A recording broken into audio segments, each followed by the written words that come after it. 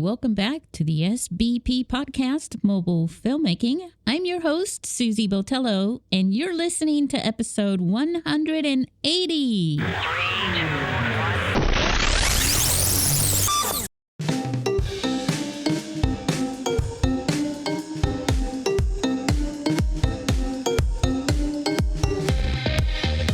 We are Fade into Film.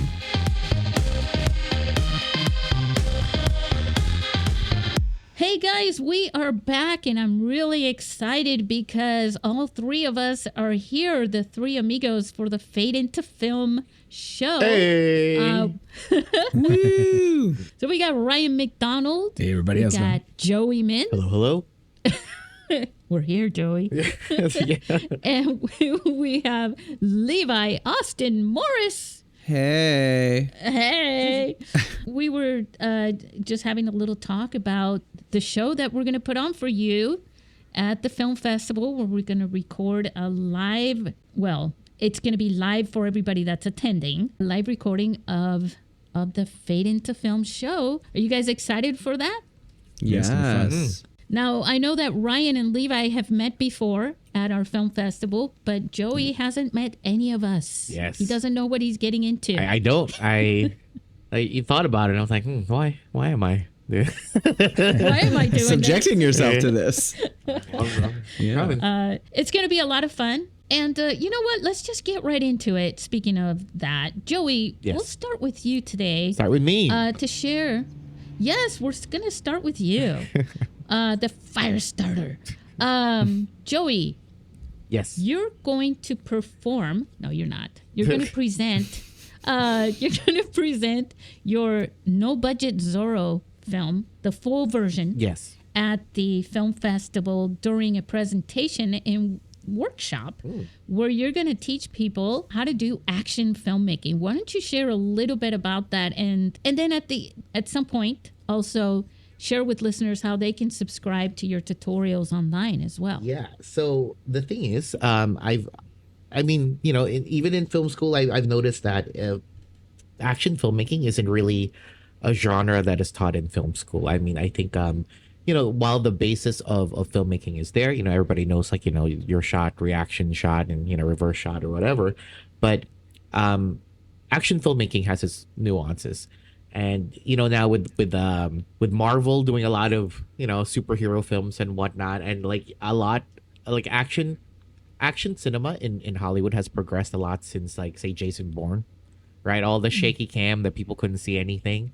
I think, in retrospect, that actually means something. But anyways, that'll be another topic. But the thing is now, now you can see the action when people do it. So it's very much like old Hong Kong films and whatnot, where it's, you have your camera wide enough to see the action without it shaking. So it doesn't, it's not just a bunch of montages and have the audience themselves put together or whatever's going on, and everything is clear and to be seen. And that's not really a very, how do I say it? It's not something inherent in filmmaking to film action that way. So a lot of, so the thing is, that's why, what we're doing for the festival, I kind of wanted to go through, the different nuances of it is to make, action filmmaking, everything from shot selection, shot composition, shot progression, and all of that stuff. I'm not going to be teaching hey, this is how you do a fight scene or anything like that, because, obviously right. You kind of need, other knowledge outside of that. But if we're just talking simply, We also would need a bigger arena. yeah, exactly. But if we were to talk about simply just the concept of filming action, there are specific ideas to film it clear for your audience. And obviously, I'm just saying this, everybody that's a filmmaker online, we all sell courses because, we're all struggling. I'm on Top Ramen and Spam at the moment. So, Yes. but basically, if you guys want to actually know what we're talking about, well, first off, check out our channel on YouTube. It's Art School Dropouts. Check it out, in all of our socials. And you guys can see what type of action that we do. It's mostly martial arts, but it's everything as well with the types of action. But check it out and see if what we do is something that you guys do like and something that you think you guys can learn from, because we do have tutorial courses at asdofightscenes.com and everything else. You guys check it out, and we kind of teach our method of action filmmaking that, it works for, no budget all the way to, scaling it up, and you could do big budget Hollywood films. It's not the way that Hollywood does it. It's definitely not, but you can scale it up there. And I know because that's what I've been doing for the past year. You've been doing it. That's what So definitely check it out if you guys, please, hopefully you guys like what we do. Like I said, again, it's Art School Dropouts on YouTube, and check us out. If you like what we do, please like and subscribe and share with people that might like it. Yes. There we go. That was awesome. Yeah. That's YouTube, baby. That's Yes. Yes. And you also have a Patreon, right? Yeah. I mean, obviously check out the YouTube first, and everything would be listed there. The support, like the Patreon is for people that actually want to see the behind the scenes. Cause like while we do have our courses, we put a lot of the, research materials, I guess, for all of our short films, all of our web series, all of our feature films, everything from the scripts to the storyboards to behind the scenes to the planning. You guys see like our shot list, our calendars, like for those particular projects. So it kind of gives a bigger idea for people who are trying to put together a film. So it's not just action films, just the idea of what we have to do to like not only scheduling, like everything from the creative process all the way to logistics too, because you can't make a movie just by the will and passion of like creativity alone. There's a lot of other stuff in there. Obviously being filmmakers on YouTube, we have to know how to market. Obviously, we have to, show people like, learning how to make trailers and all that stuff for your stuff. Any promotional materials, like an EPK, like electronic promotional kit, right? That you could give to people so they could, show other people, just who you guys are, what your project's about, right? And that's the business part. And as a creative going into YouTube, I never really understood all of that until, I started growing my company with my partner Stephanie, and she's the business side, and Stephanie Pham, and she basically kind of the creative skill set that I developed, I learned how to also use it as a business side. And it's not, I'm not very much proficient at it. I'm not really good at it because I, obviously like being a creative, but it, that's part of the game now. Like for a lot of indie filmmakers that isn't backed by, a multi-billion-dollar studio, you have to learn how to market yourself. Right. Yeah. So I think that's what's really good about YouTube. You kind of learn how to do that too. Well, Joey, you guys are going to be there throughout the entire film festival for the 3 days. Mm-hmm. And I one of the reasons why I think this is great that we're sharing this with people is because our listeners some of you are filmmakers that are attending the film festival. These are some pointers on some of the topics that you might want to approach Joey on. And Joey is also interested in your own filmmaking experience with iPhones and Android phones and how you do that, right, Joey? Yeah, of course. Because like basically, I think you could learn filmmaking in every different aspect of filmmaking, right? Like I think what Ryan says, like there is no rules when it comes to creativity, right? And sometimes you might have to do things that you might not know, or you're unsure about, or you might not even like, but there's always something to learn. And I think I never really considered mobile filmmaking before as like a good skill set to develop, but now it's one of my favorite tools that I use for our channel, and even just for practice, really, because like I think that in the advent of digital, or like just the phones, really smartphones, everybody's recording something now, like like the little tiny skills that people do on TikTok, however weird it is, right? Like everyone's doing transition, like, oh cool, like you learned like 0.1% of filmmaking, but then that could be a start, right? That could be the gateway into like actually learning the very vast creative world of filmmaking, and I think that's really awesome. And I mean, building off of what you're saying, I was on a commercial shoot the last 2 days, and even on that professional set, to set up shots, everybody pulls out their cell phone to sort of get the frame, and then they get the camera. It's like ready, an amazing tool, right? Because like with everything now, and you guys were talking about like different apps and stuff, like I guess before, with all of the light meters and stuff, you could really there's like apps on the phone that you could just do that. You could just learn how to frame it. Like, even if you're not like even if you're just the director, but you're not as knowledgeable as your DP, you like shoot something on a, on your phone. It's like, hey, I kind of want, and then show them like, hey, exactly, and like that's kind of like, that's what we were doing. It's like I'm trying to explain, like, oh, maybe I kind of want this to be like a 50, but like at this angle and this type of shot. They were like, yeah, we got it, and then like 30 people start moving. I'm like, holy shit, that's awesome, But yeah, it's pretty amazing all the different ways that you can use it. And traditional filmmakers use it for things like the slate, and they use it for framing shots, testing. I mean, even as a location scout, the phone is amazing. Yeah, it's like it really is for what it is. For like mobile filmmaking is, you have everything you need with the phone, right? Yeah, and I think that's awesome. Like, you're right. Like you locate, you could scout out locations all the way to like slating. That's like insane, because I use my iPad as a slate. So light meter, there's apps for using it as a light meter as well. Yeah for lighting. I do want to bring up, thanks for bringing up the apps, because I want to bring up we'll call this our little break before we talk to Ryan. Blackmagic Camera App just came out yesterday, April 9th. We're recording this on the 10th. April 9th, with a big update.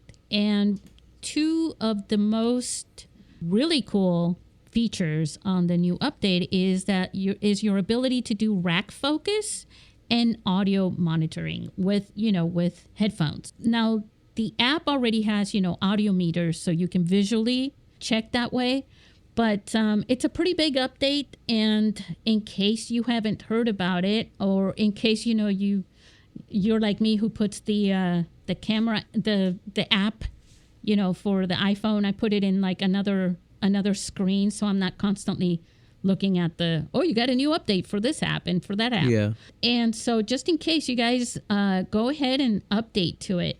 Now, this works on all iPhones, and one of the things that I'm trying to convince the Blackmagic design company I don't think they realize yet how big this community is of mobile filmmakers, and how it's beyond iPhone. And I'm trying to convince them to go ahead and make an Android version. And sure. I know that sounds crazy, like, no, they're not going to do that. Of course they're not going to do that. But I think that if enough of you, if you're listening to this, reach out to them and just keep pushing. Sometimes it just takes a lot of hands pushing something instead of one big hand, which doesn't really exist, right? To keep pushing them and saying, look, we want you to do that. My motive, I'm an iPhone person, but as you know, in our film festival, we accept film shot with any phone, right? Including Android phones. And I think it'd be a really good idea for them to do that, because we all know, I feel you, the community of mobile filmmakers with I don't want to call it drama, but with the dropout really of Filmic Pro and their team from Filmic Pro. The Blackmagic Camera App is completely free, right? But it's a huge company. They're not, one-on-ones like Filmic Pro was, but like their team. And so I can see, and I know that for many years, I mean, they were pioneers, and I feel the stress level of people saying, we worked so much with Filmic Pro. Yeah. It's hard, right, Levi? Like, oh, I am bitter. Yeah. Yeah. Yeah. And so, to have this alternative, it shouldn't just be, I mean, we can say should, right? But I think they just need a push to know, like, hey, they need to know that there's a demand for it. Yes. Like, a larger demand than just iPhones, you know? And because to me, the entire community is important for this. I just want everybody to have an equal arena. I'm going to bring up a few other things that the camera app does, just Blackmagic, right? Just so that some of you who never even heard of it before realize this. Now, first of all, it's free, 100%. And if you're worried about, but they're going to do, no, I don't want you to worry about that. I had this conversation with Aunt Pruitt, who is very much involved with Da Vinci as a company, and he explained this. Basically, they make, so they have the Blackmagic camera, right? Not the camera app. Yeah. The 6K or whatever that is, right? They make money off of that. Yeah. They have an entire system, kind of like Apple does. So they can give stuff away free. That's pretty awesome. And they do it forever, like DaVinci Resolve. That's a free editor. I did not realize that was Blackmagic. Yep. Blackmagic Design does that.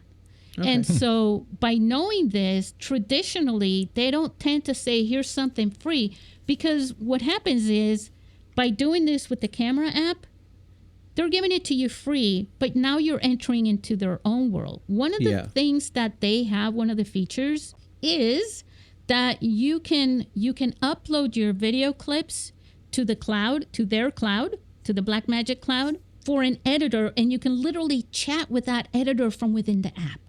That's pretty cool. Yeah, so the editor gets the footage, right? And he's looking at it and says, you know what, that one's not going to work. You can shoot, we'll reshoot this other scene. Right there, on the spot, on location. Now, normally, if you're shooting a traditional film, you would text or call or whatever, right? You can have that conversation. But if you're using the film, it's easier to just do it right within the app, right into the cloud, and you can have that dialogue with your editor. And I think that's a time saver, and that's also very helpful. And then you can use the DaVinci Resolve. The DaVinci Resolve has a lot of features for its free version, and then if you want more, then you pay for that. Yeah. So they also have, they support now, if you have the 15 Pro or the 15 Pro Max, you get that log capture on your iPhone camera. So they support that in the Blackmagic app. They also support anamorphic lens desqueezing. You can use LUTs. As you know already, the 15 Pro has the USB-C port so that you can record in ProRes to an external hard drive through that. And it also has an ability so you can, it's HDMI out, so you can use a monitor through an HDMI. That's cool. Got to get a dongle for that. And it has Bluetooth accessories that you can also connect to that. It's got a lot of features. I just wanted everybody to know that you should update it and play around with it. I'm on Threads earlier today. I shared a couple of YouTube videos that give you guys some basics, and one of them shares the new features with mainly with rack focus. So anyway, so that's that. That's exciting though. Like those are all things that I really enjoyed playing with on Filmic Pro. So like to know that like you can rack focus and stuff is and it's 3-point. Yeah, like not just that's 2. Yeah, I think that's very exciting. And we'll probably, I already had downloaded that app once I heard about it and looked around a little bit and was excited by the potential with it. So yeah, I think that makes me even and more now there excited are more tutorials out there than there were before. When it first came out. I think I've just been butthurt because I didn't want to relearn an entire new app. But right. It's pretty simple though compared to. Yeah, and I feel like once you know how to shoot, you know how to shoot. Right. Yeah. Once you know how to tell a story. No, I'm just kidding. Hey Ryan. Yeah. Let's talk about screenwriting for mobile phones for both features and short films. Well, so before we jumped on, you may have heard Joey said that my philosophy with film has always been that the only rule in film, and I say this, let me set it up a little bit better, is the a lot of times there are other filmmakers who will say, well, you can't do that and you can't do this because there are rules, like like maybe the hero has to live or something like that. And I've always kind of thought my philosophy is that the only rule in film is that there are no rules. And that everything is completely up in the air as far as what you want to do. I've seen movies by Lars von Trier where like some of the continuity isn't even the same in the editing from where a character is sitting, and then the next shot they're suddenly standing and things like that. And I really don't think he cares at all about that either. No, no, he definitely does not. I don't think he would care if someone. I think he'd tell somebody to F off if they brought it up. And in my film, my feature film, Married and Loving It, I did a thing where I had different actors playing the same characters. And I got that from a Luis Buñuel film called The Obscure Object of My Desire, I mean. And he had, the rumor is that the actress had been fired after they'd shot half a movie. I think, being that he was more of a surrealist, that it's purposeful. But there's the main female character in the movie is played by two different actresses, and it changes randomly, like without really rhyme or reason. There's not one that's sweeter or more angry than the other. So there kind of are no rules. Having said that, when it comes to screenplays, I go, well, there are some rules here. There's a reason why it's formatted in certain ways. And so, if you've never written a screenplay before, then you certainly need to, there are like the Idiot's Guides of Screenwriting books. There's obviously YouTube videos on it. So I won't go down everything, but I mean, it was because from where my training came from, I started writing screenplays when I was, in junior high, and then I went through film school, and so I kind of got drilled in my head that there's a particular format to screenplays, and that format's important, mainly because the next thing you're going to be doing as you're shooting on a mobile phone, one has to assume that you're obviously doing this in a low budget. So understanding your formatting helps you understand your budget as well. Mm-hmm. And if you haven't properly formatted your screenplay, you could be sitting with 80 pages, but it turns out to be a 120-minute movie. And you didn't anticipate that because you were measuring out how many pages you were going to shoot in a single day. And it turns out you're way off. And then next thing you know, you've exhausted the days that you already had planned on, and now you need additional days, and everything is costing money at that point. I mean, it's money. Because 1 minute per page is the standard. Yeah, the standard is basically 1 minute. I don't even buy that myself, just because sometimes, if it's an action sequence, that's going to take longer than, And you have to, and that's where it's kind of like, you have to kind of like properly space it a little bit. And I think, let's see, so my script, I believe, for Married and Loving It was about 95 pages. I think the movie came out in 93 minutes. So it's fairly close. My latest ancient evil horror film, I think it was a 7-page script, and it's about 7 minutes. So depending on how you play it, I've always seen that it kind of finds itself. But so the formatting is very important, and understanding how to format, because again, you're shooting on a phone. Now, some other things that are the Ryan McDonald things to consider are that whatever you're writing, and you're shooting on a phone, and that you're doing it in low budget, I would always suggest not to write something that you cannot film, like a bus explosion. Mm-hmm. If you don't know how to do it, as far as like a bus explosion, the Mission Impossible, jump off a mountain with a motorcycle, don't. Oh, but why not? Yeah. Or in the age of it where everybody, because we have so many Marvel films and so many people are inspired for those, and so they want to make something like that. If you don't know how to do the CGI, or if you don't have somebody who's really good at CGI, I would not plan on that. And so, an example being, with Married and Loving It, it was I knew that I was going to make a low budget movie. There's a reason why it's set as a talking heads film, all in one house. It's because I knew I had a house, and I knew I could shoot in the house. And what I couldn't add was the bus explosion, things like that. So we so that's kind of but then at the same time, like, don't limit yourself, but use your limitations to some kind of advantage, or like,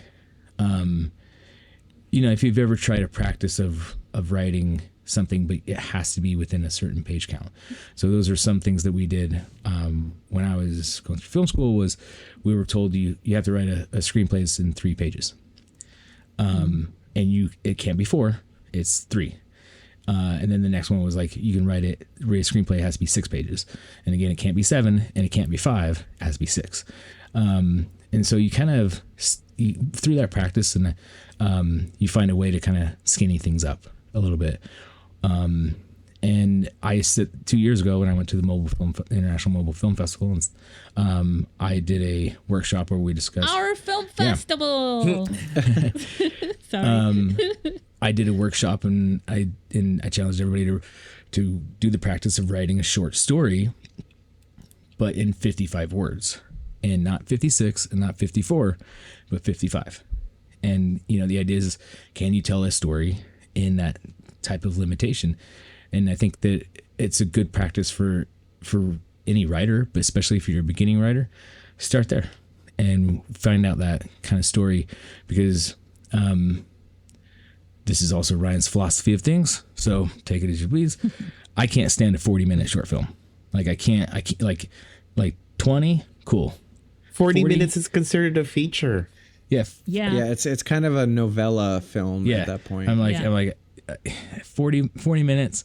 I'm like you should have just gone to 60, or it's like you should have, because somewhere in there, in my opinion, because it's on the edge. Somewhere right? in there, something should have like dropped off to make it to tell that story in 20 minutes. Yeah, you can either trim it down or sit back and brainstorm and get this thing to 70 pages, so you're at a feature length. I agree. That's just me. So when we're speaking of writing the screenplays, again, you know where you're at. If you have a 20-page script, it's 20 minutes. If you've formatted everything correctly. If you have a 70-page script, you're about 70 minutes. And to build off of what you're saying with the 40-minute, like you're going to have a hard time in festivals with that. You're going to have a hard time every step of the way. Distribution, anything. Like, you're going to have a hard time because 40 minutes, like, festivals are, they want to fit as many good films in as they can, and it's a 40-minute is a hard sell.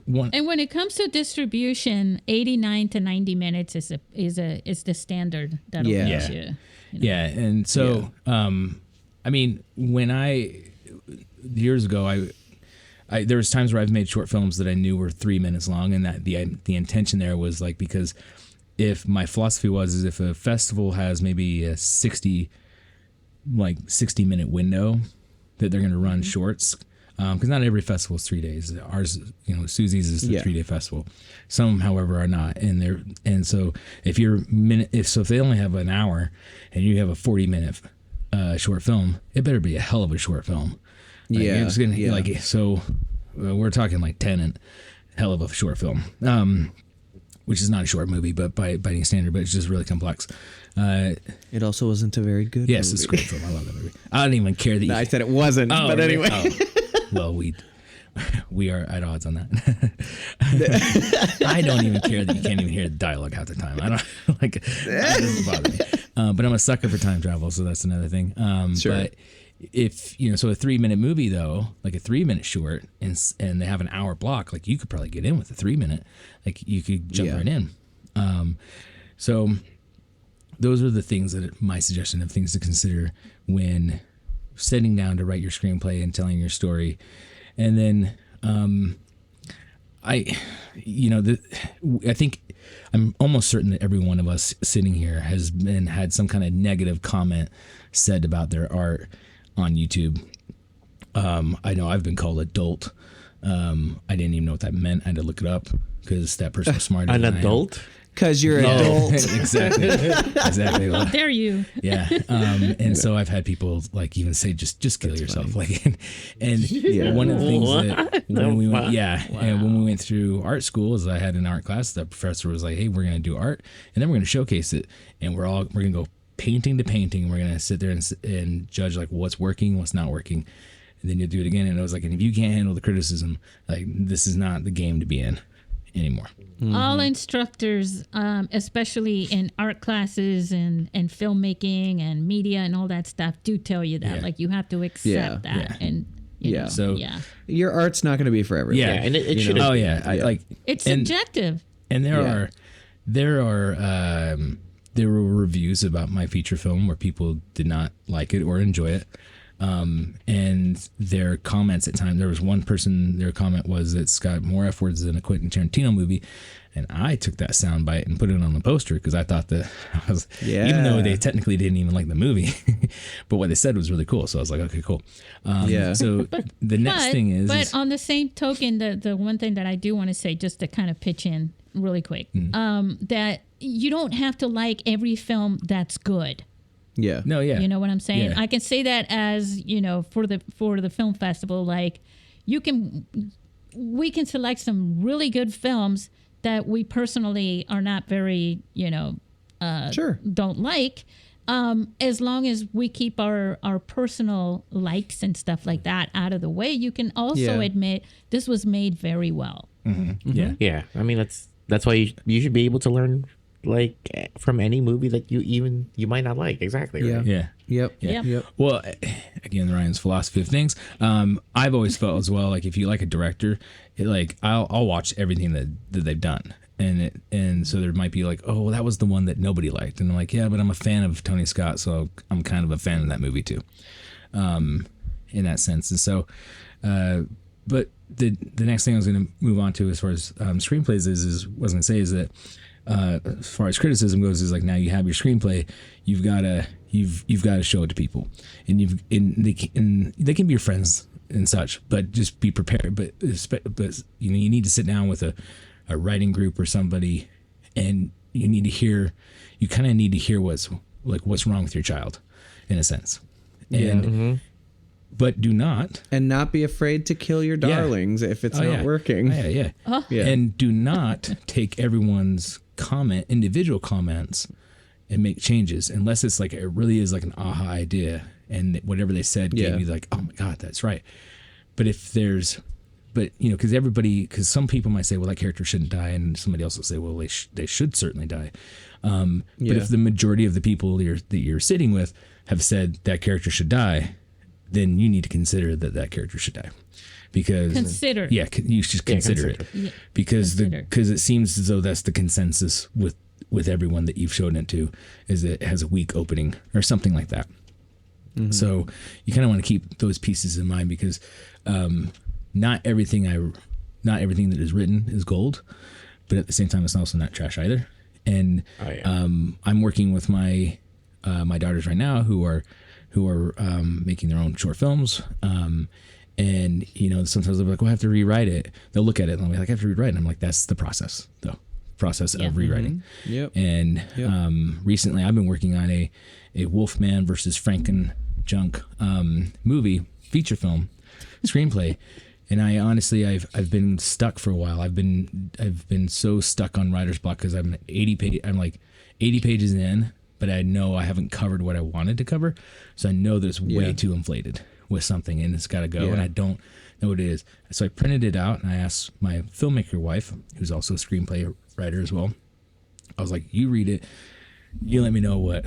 It's like, it sucks, and something's not working, and narratively it's not working. And as soon as she started reading it, and I started realizing, I was like, oh, you know what, it needs to happen? This needs to move here, that needs to move there. And simply by just me handing it to her, I started then thinking like, that's what's wrong. It was almost like I needed a soundboard to repeat it back.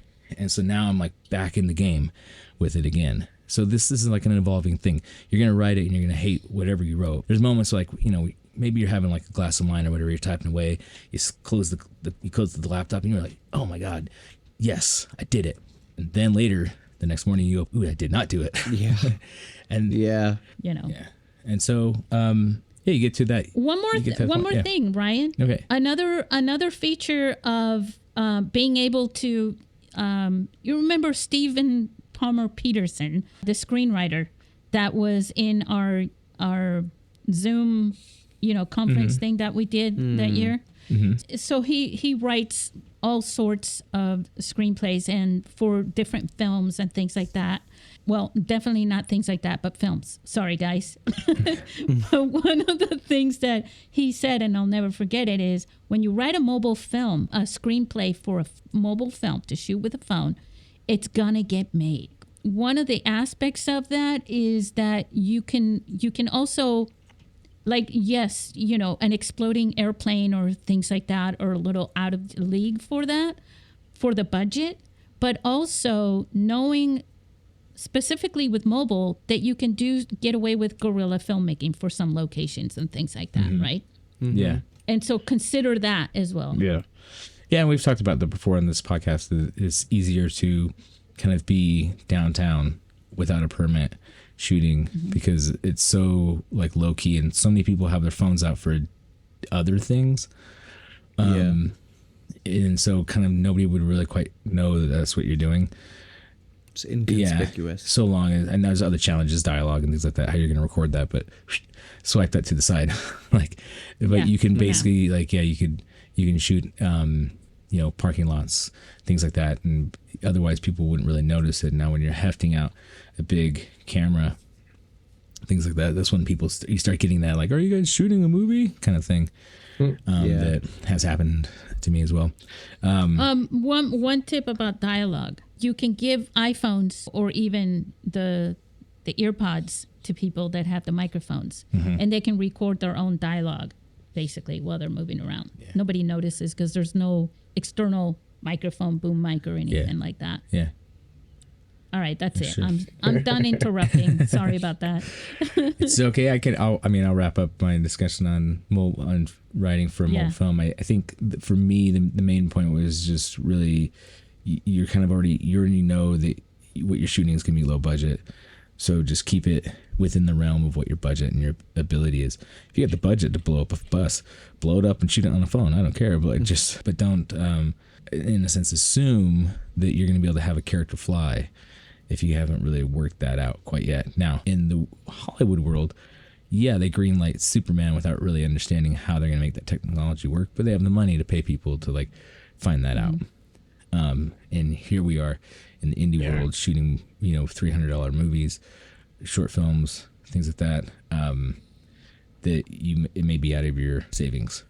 Yeah, I remember getting advice like, oh yeah, just write whatever, just write however big you want to do it. I mean, you could do that, but cutting it down to something that's within my resources is so much harder than actually taking account of what resources I have first, Yeah. I mean, an example might be like El Mariachi. Rob Rodriguez he found out that, so they have an Uzi, but he was able to get an Uzi from the Mexican police. They shot in Mexico. They were able to borrow one, and then what he found out is that it only, once it fires, because it fires a blank, so it doesn't rack enough to pop the next one to chamber the next blank. So he had to think on the fly, and he basically just shot the blanks going off and one by one, and then just in the edit cut it so it just went like that. But he probably also figured that out from another time when all the other things that he was editing. Excuse me, I have to smack this animal that's in my room right now. I knew it. He was going to do it when anyways, but so he probably figured that out by the time he did El Mariachi, he'd shot several short films, and so he kind of already knew some of those tricks. And there's a lot of things by the time we made Married and Loving It, for me, I was always saying to myself that the short films were a practice to get to the feature film. And so a lot of tricks that I pulled in the feature film, my opening scene is kind of it's like a Birdman one-take shot. Or by that I mean it's actually 4 shots, but there's a hidden edit in there. So I knew I wanted to do that, but I'd done a short film that was all one shot. And some of the other things that we do, so if you know the tricks, if you know how to do the magic tricks, then sure, write it in. But if you're not sure and you don't know where the team is, pick something. Some of my short films in the early days, I used to be where it would be characters walk into a room, they argue, by the end of the scene they're now divorced, or they've decided they're going to get a divorce, and I would have people complain to me that they didn't think that was a story, and I thought that those were stories, even though it was 8 minutes, because to me it was in that 8 minutes you found out how they started, why they're upset, and what's basically going to break them up, and they're kind of hashing out all their backstory, which is part of it too.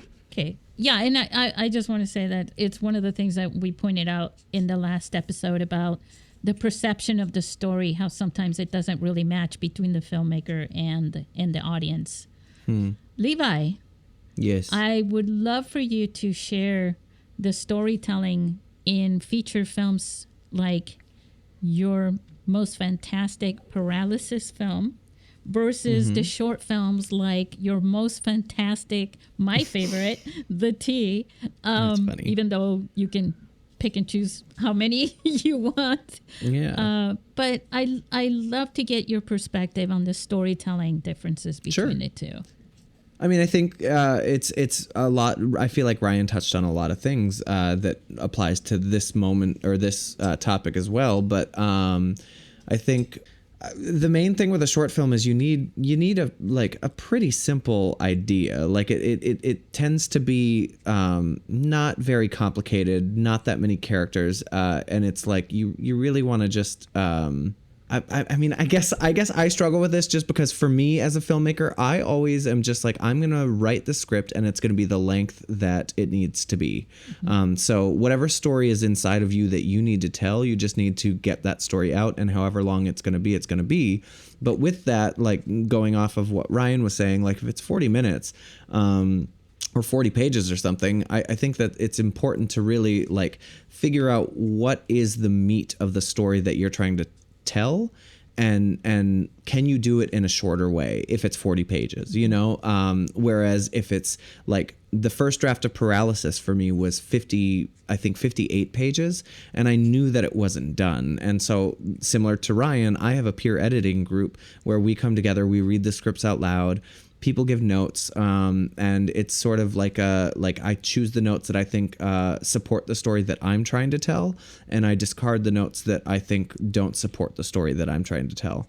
I think there's also in the storytelling part of between the two is how you can make the point of the story, right, in a shorter format as opposed to storytelling in a longer format, because you can unravel the story and get more right. If you can tell the story in a short format, I think like do the best short film you can, For me, The Tea was actually inspired by a couple of things. I had just seen The Favorite and I loved that movie.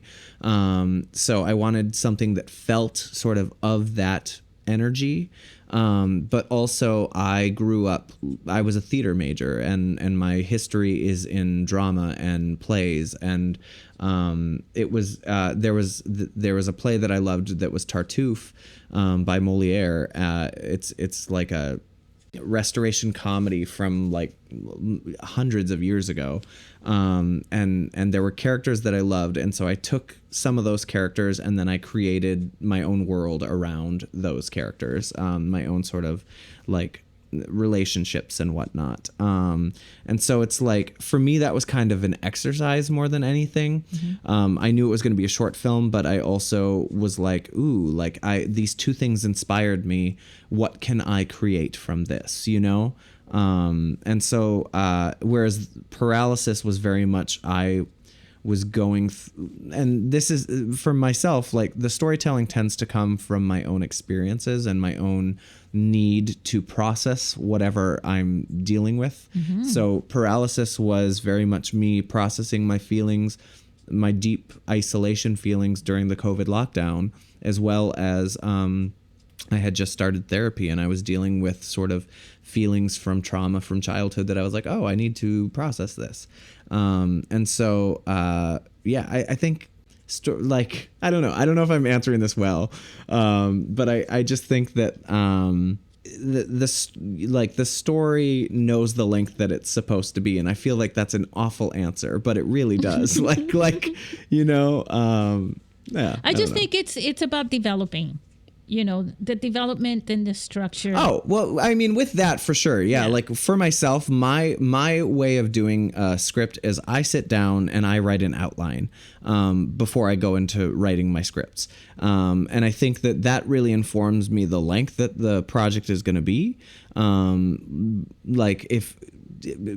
the outline is barely an outline, it's just like, okay, like this is it's really one scene. It's like a one act play, basically. It really is. Yeah. Whereas like when you sit down to write a feature, like it's a lot to think about. And you make the arc clear for yourself because you're writing the script, but also with that process of writing, and I think it's one of the most exciting things is during that process is allowing it to sort of ebb and flow naturally and organically. Like if you have an outline for a feature and then you sit down to start writing and something else inspires you while you're writing, explore that, don't let yourself go off topic too much, but like maybe it'll take you in a new direction and you'll realize, oh, my outline needs to change, or I'm more interested in this aspect of the story, And I think some stories could you imagine the Titanic being a short 5-minute film? No, right? No, you couldn't do that. Yeah. And same like with sure. I mean, I guess I could have done a short film of paralysis, but it wouldn't have been the story I wanted to tell. Like it was like there was a journey that I wanted to take with that. So I've tried screenplays in both ways, where I've planned out each scene, and then I'm writing it, and it's like I'm forcing it almost. And and that's what's happening right now with the feature screenplay. Like I said, I actually had planned the whole damn thing out, but I'm at like page 80 and I'm only halfway through that plan. I'm like, this is not working. But then I have other screenplays, features, what I thought were feature ideas. And I get about page 40 or 50 and they just lose steam. And it's like, well, maybe my idea wasn't as big as I thought it was, because I was intending to write a feature, but it's really just a short. And like you said, do either of you ever start screenplays thinking, I'm going to write a feature, I'm going to write a short, whatever, and then you have this conundrum, right? And then all of a sudden you just kind of go, I'll put it aside, I'll do my other ones, from other ideas, and later go back to those and say, for some reason, at a different time and a different point, you feel like now you got that story to... Yeah, I mean, I think... that's kind of happening for me right now, because we've talked a little bit about... Ryan, we've been in kind of a similar journey where we experienced writer's block recently, and we were like, what am I going to do? How am I going to get through this? And currently I have had to put that aside, fortunately, because I am dealing with other things with paralysis that I'm not sure I can actually say yet, but good things. That project is on the side, but since it has been on the side, I constantly am having moments that I'm like, oh, this is what I need to do. So I have like a little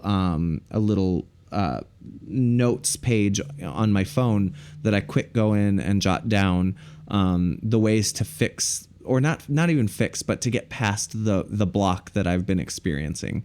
And I think even, I mean, I don't want to say, but like even when you finish a film, sometimes like when you finish a rough cut or you finish what you think is the final cut, taking space away from that and then coming back and looking at it can be really enlightening, and you can be like, oh, I can cut 17 minutes. So like, and I'm saying that for paralysis, which is, you're still, that was the thing, when we were talking about in our one-on-one, remember? And it was like, yes, Susie, I've re-edited the paralysis again, because so you just can't stop.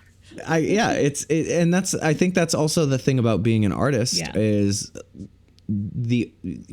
you're really never done. Like a painting can be finished and 20 years later you can go back into it. Like it's art is about the process, I think, more than anything. Yeah. And art is just it's a living thing that can always change. That's why, a film might be released, but then like a year later the director's cut will be released, and it's because that artist had a story they wanted to tell, and in a specific way, As a graphics we really decide designer, when I can it's tell done. you the only reason I ever stopped and said, okay, that's the final one, is the deadline. It's because a deadline? Mm-hmm. Yeah. And I mean, I went through the entire festival run with paralysis, and I've now cut an additional 5 minutes from the film. So, surprise. Right? I am not at all surprised. Yeah. And you'll probably do more. No, at this point, I can't. I know. And you have your own deadline now. that's Yeah. giving you the finalized, putting the gun to Yeah. your head, so to speak. Joey, Yes. you've also made a feature film, although it wasn't shot on a phone, Yes. but you've got your filmmaking Yeah. skills. Yeah, I've actually beyond YouTube. Yeah, well, actually, on like as Even a, though as a it's group, on YouTube, yeah, right? it's on YouTube as a group, and it's on Yeah. Tubi, it's on Amazon, it's whatever, like obviously, Nice. right? But before that feature, I actually shot like 2 more features, like during like college years, right? So, and they're terrible films, but I'm very proud of them because like I like seeing the mistakes that I did back then and like the change. You completed it. Yeah, like it's the. I mean, for anybody that makes a feature film, I think that's like a triumphant victory. Like, no, Yeah. the idea of just Yeah. making something, that's like in your head, and you manifest that into reality, to something tangible. Like that's a lot of passion and drive. Basically, like when you write something, you have to know, especially if it's a feature, you're going to be committed to this for a long time. Like a feature specifically is not something that you're going to whip out very quick. So it's like you just have to know that like when you write something, it has to be something that you're passionate enough about that you can spend 2 or 3 years working on.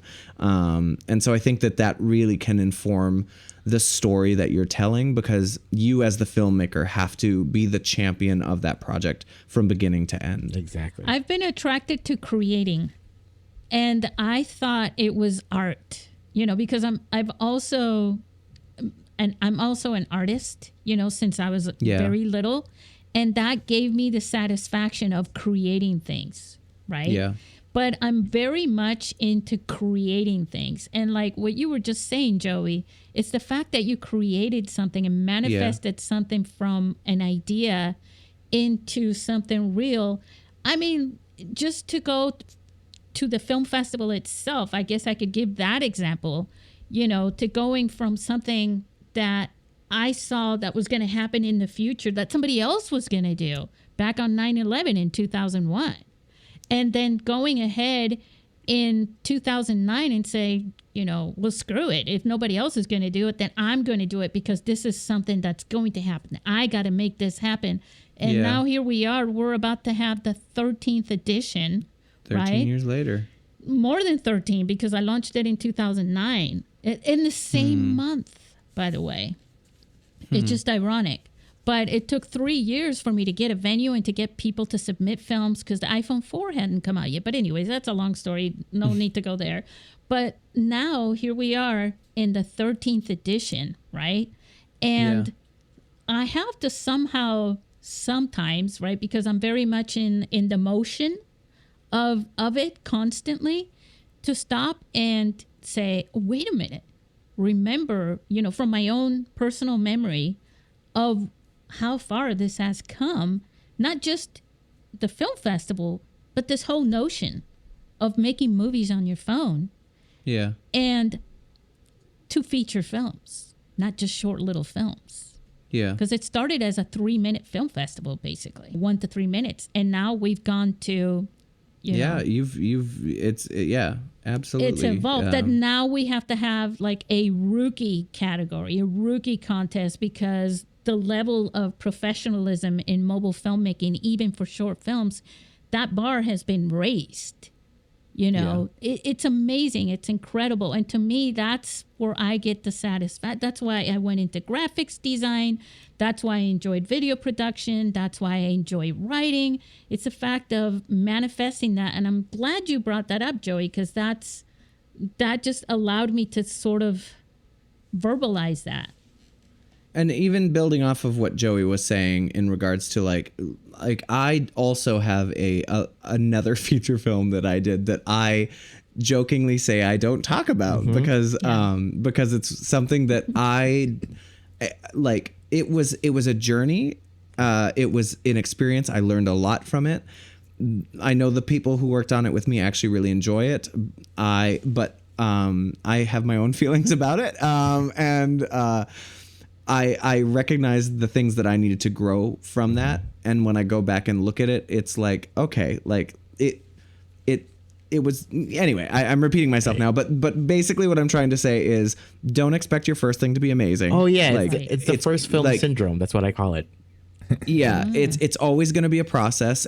Every project you're going to be getting better and better, and that's kind of the joy of being a filmmaker is the challenge of improving. Like I think, not even just improving, but like there's a fulfilling thing when you create something that resonates with you and or resonates with other people. And yeah, so it's like don't expect your first thing. You can inspire yourself through that. Yes, you can. Yes, and I think that's usually what the first film syndrome is. It's like it's that first film that you do that you believe it's going to be like this amazing revolutionary like work that people are gonna just celebrate all around because you finished it. But then when you finish it, you realize like you feel good. But then depending on what type of artist or creator you are, you start seeing where it's like, oh man, I could do that better now. Maybe if I did this, maybe I did that. And I think that's like the beginning of what it is to become a better filmmaker. And The motivation. the motivation, because not everybody has that. Some people might be able to create a film, but it's not because they wanted to create a film for a film. They had other reasons that isn't tied to that craft, and then their style never really changes because that's not what they're trying to build up on anyways, right? And I know we all know filmmakers like that. Like we have to. It's like MGM's like slogan is like art for art's sake. Yeah, It's right. like film sake, and I probably have a different experience than you guys because like I've made Married Loving is my first feature film, but prior to that I'd made enough short films I could have had like two other feature films. Sure. So like after like 20 short films, it's kind of like, I was like due for the feature. And But the experience that you're gaining, though, all of you, is and as I said this in a few episodes ago, experience makes the expert.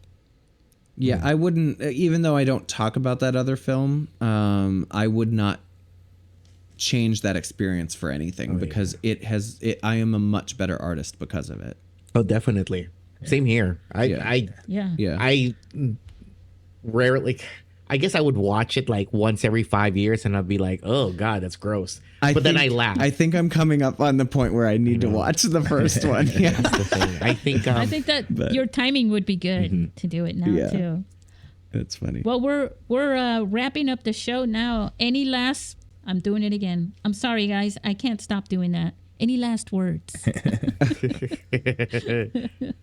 I've always said this. I before when I thought about it, when it comes to filmmaking, I had this idea, like the whole quality over quantity.